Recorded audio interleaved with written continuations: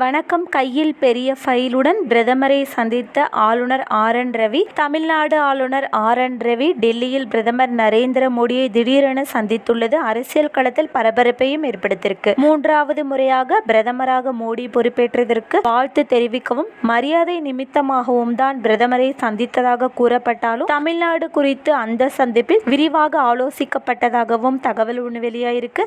அதிலும் குறிப்பா பார்த்தீங்கன்னா தமிழ்நாட்டில் ஆளும் திமுக அரசின் செயல்பாடு, சட்ட ஒழுங்கு பிரச்சனைகள், போதைப் பொருள் புழக்கம் உள்ளிட்ட பிரச்சனைகளை பட்டியலிட்டு தனி ஃபைலாக ஆளுநர் ரவி டெல்லி செல்லும் போது எடுத்து சென்றதாகவும் அதிலும் குறிப்பா பகுஜன் சமாஜ் கட்சியின் மாநில தலைவர் கொலை வழக்கு தொடர்பான விவரங்களையும் அவர் தன்னுடன் எடுத்து சென்றதாகவும் கூறப்படுது.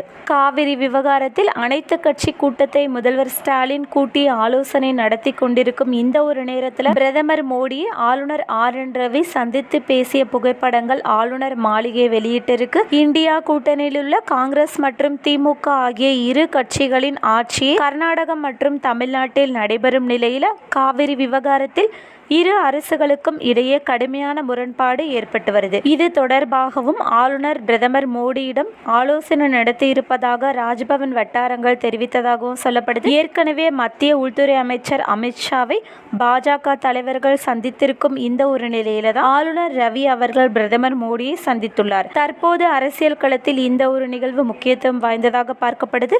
மேலும் தொடர்ந்து வெளியாகும் அடுத்த ஒரு நியூஸோட நம்ம சந்திக்கலாம். அடுத்தடுத்து வெளியாகிற நியூஸ் எல்லாம் உடனுக்குடனே தெரிஞ்சுக்க மறக்காம நம்ம சேனல் சப்ஸ்கிரைப் பண்ணி சப்போர்ட் பண்ணுங்க. நன்றி.